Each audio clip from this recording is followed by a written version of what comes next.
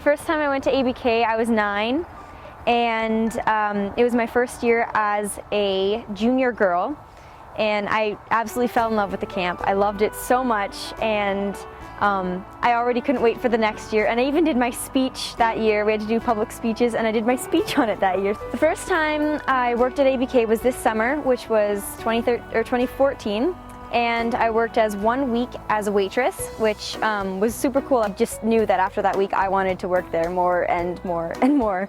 I loved it so much. I prayed about it, and I really felt God saying, Jasmine, you need to be there. You need to be a counselor at junior high girls. So I was like, okay. I went and volunteered, and that was probably the best week I've ever had. It was amazing. I had so much fun. I think that my favorite part about counseling was just being able to be friends with the girls. My favorite verse at the moment would be Proverbs 3:5 and 6, which says, trust the Lord your God with all your heart and lean not on your own understanding.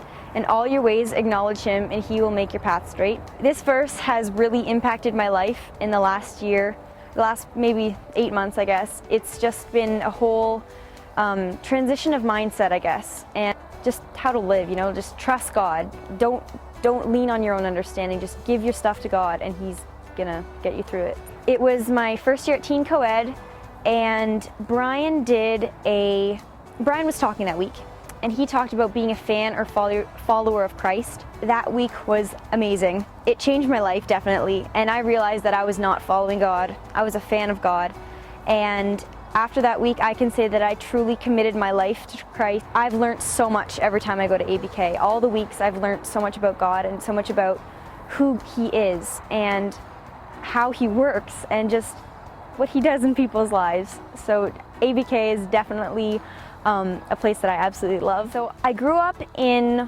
what some people would call a Christian home, I guess. I knew the morals, I knew about God, I knew about the Bible. We occasionally went to church, but I mean, it wasn't really an everyday thing. It was just kind of, I knew about it really.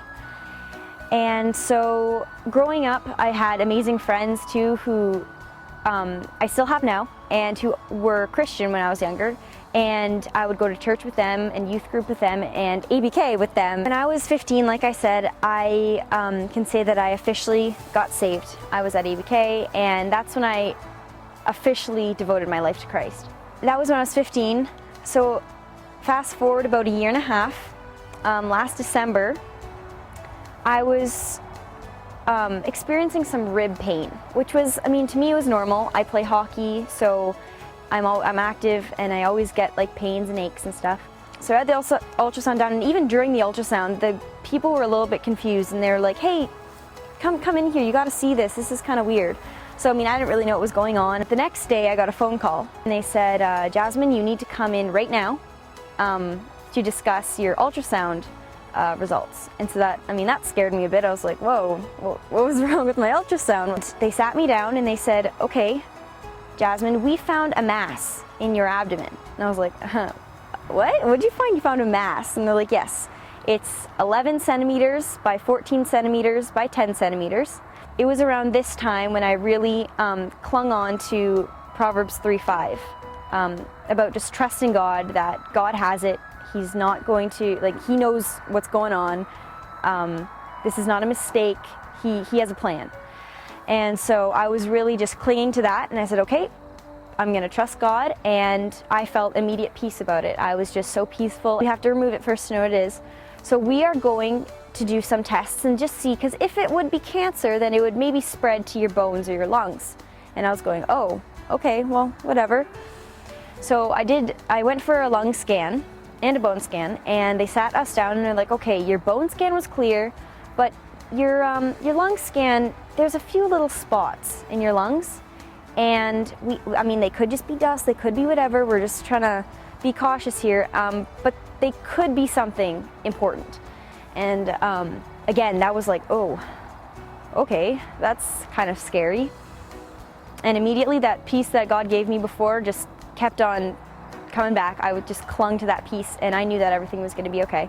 I had the surgery done. I was out for 6 weeks recovering and whatever, and at the end of that 6-week recovery, they're like, okay, come back in, Jazmin, we want to rescan your lungs. We want to see if those little spots have changed. They basically said that they had grown a little bit, which was odd. They were expecting it to, if it was cancer, they were expecting it to grow a lot. And so the doctors were stumped and they're like, we just don't know what's going on with you. So they said, okay, come in, we're gonna do a lung biopsy on you because we really just wanna figure out what this is. 2 weeks later, after ABK, and they called and they said, Jazmin, your results came back and it turns out that you have cancer.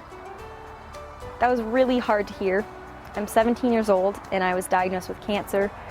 You have adrenal cortical carcinoma, which is adrenal gland cancer. That's where my tumor originated from, and it spread to my lungs. So now I was officially diagnosed with stage 4 adrenal cortical carcinoma. Whew, that was scary. Even throughout all this, even me finding this out, God was still there giving me incredible strength and peace and saying, Jazmin, it's still gonna be okay.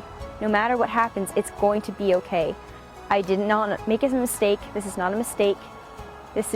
I know what I'm doing. I have a plan for you. So it turned out that the very next week was when I was going to ABK to counsel.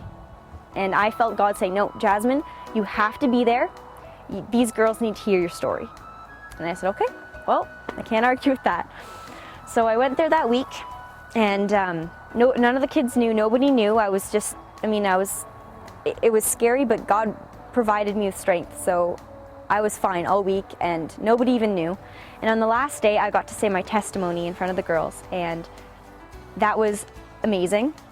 At the end of it, a lot of people were crying, and I was smiling. I had the biggest smile on my face, because I knew that God did send me here that week for a reason, and He wanted these girls to know my story.